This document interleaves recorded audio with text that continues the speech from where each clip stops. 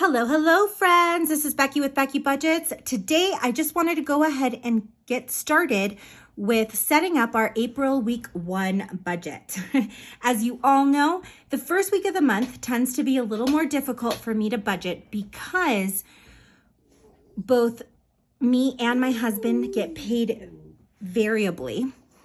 Since I get paid each month, but I get paid by hour. So from month to month, we do have more or less work days.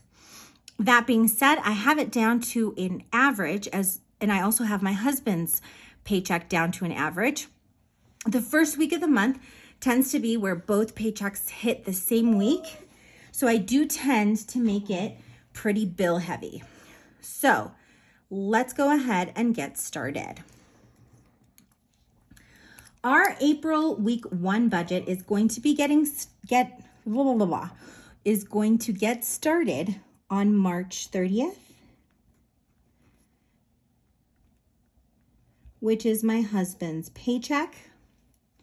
So I'll go ahead and put a spot for my husband's paycheck, for my paycheck, and then the $500 that we get from my dad to help with rent. The average I have my husband's paycheck to is $700.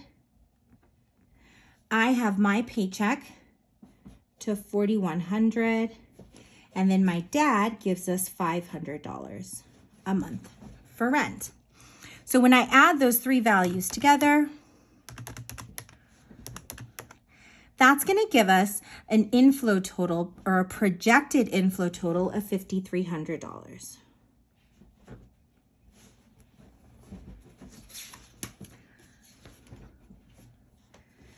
Now, as far as the fixed expenses that are going to be due this week, we always have rent due on the 1st, our Upstart loans, Allstate, which is our car insurance, Audible,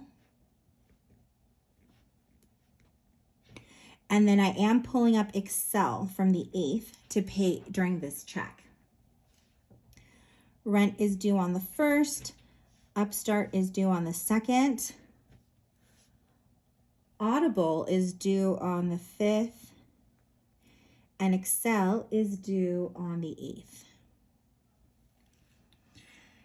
Now, I also want to account for the Barclay preset snowball.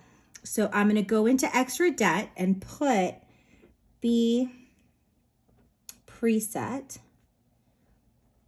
And we know that we need to put $170 into that. Now let's go ahead and put these values in. So rent we have at $2,500. The Upstarts is a lump sum of $1,652. Allstate is $166. Audible is $16.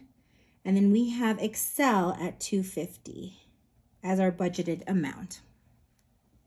When I add those 5 bills together,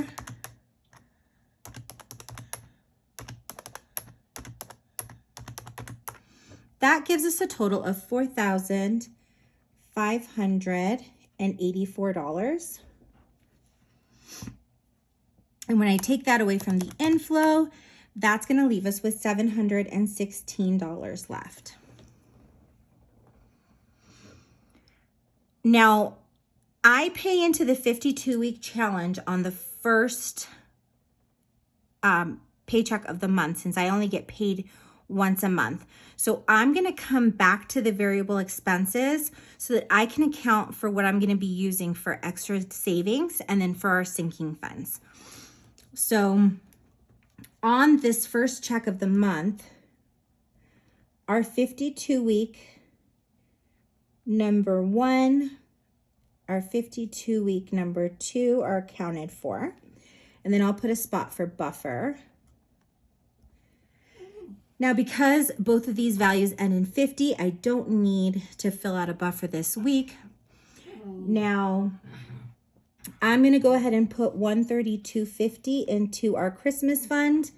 And then my husband puts $26.50 a week into his for our moving. So when I add those two values together, that's going to give us a total of $159. I'm going to go ahead and jump up to our sinking funds. And I know that medical gets 50, vet, household, car maintenance, and gifts get 15, and then vacation, Microsoft, car registration, and emergency get $5 each. Linus, baby, I'm filming. Sorry about that. And the sinking fund total is $130. That's going to give me a better picture of what I'm going to have for our variable spending. So when I take 716 minus 159 minus 130, that's going to leave us, oh, and then I have to account for these 170. I can't forget that. That's going to leave us with $257 extra.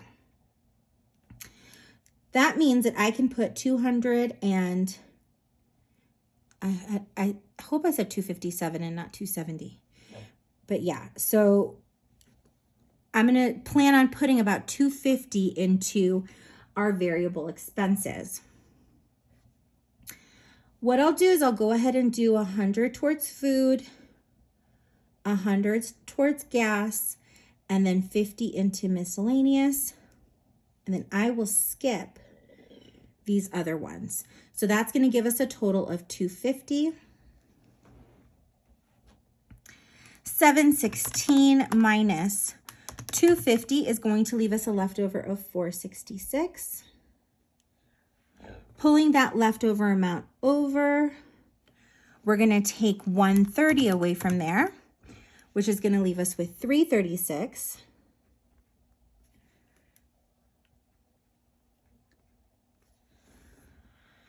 Now we should have a couple dollars extra, so I'm going to put a spot for Snowball.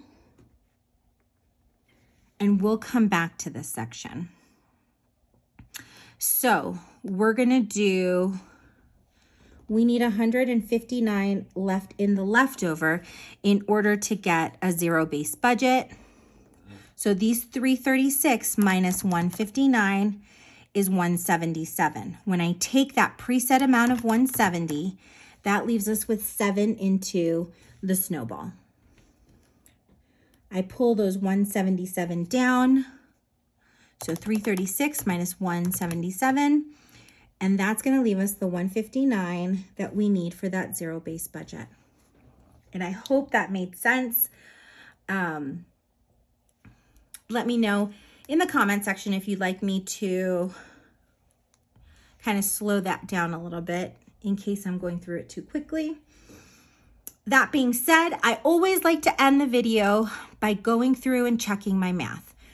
So we have an inflow total of $5,300 minus bills that are getting $4,584, the $250 going towards our variable expenses, the $130 going towards our sinking funds, the $177 going towards Snowball, and then the $159 going towards our savings. And yes, my friends, that gets us to our zero-based budget. I will be back in a couple days with our monthly budget for the month of April. This month it is a little out of order. And I am going to need to do the closeout for March along with a quarterly update for everybody.